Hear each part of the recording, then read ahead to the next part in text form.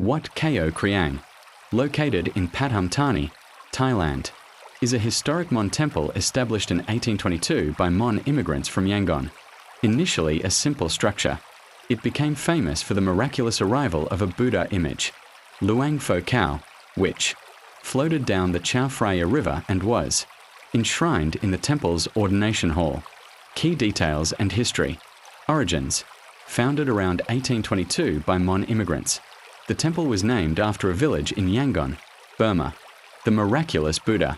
A significant legend involves a Buddha image that floated in front of the temple on the Chao Phraya River.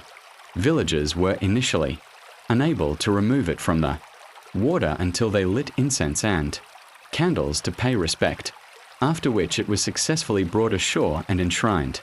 Luang Pho Khao. The image is locally revered as Luang Pho Khao. Location. Situated in the Bangkok Wat sub-district, Muang Pathum Thani district, Pathum Thani province. Structure. It is recognized as a Mon-style temple. The temple remains an important site for local worship and preserves the cultural heritage of the Mon people in the area. Thanks for watching. See you next time. God bless you.